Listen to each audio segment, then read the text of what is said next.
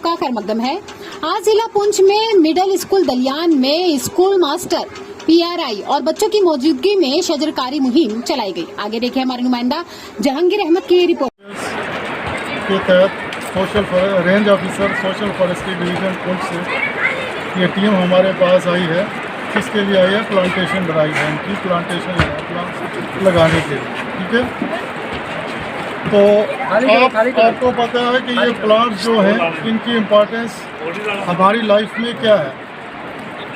ये हमें क्या देते हैं प्लांट्स? आप सबको पता है, हमें ऑक्सीजन प्रोवाइड करते हैं। क्या प्रोवाइड करते हैं? ऑक्सीजन। प्लांट्स जो है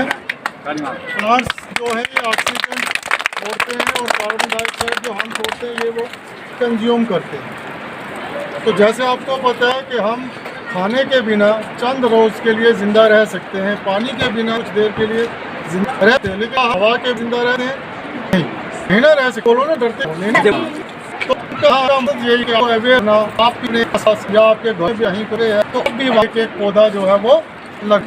ठीक है बेटा।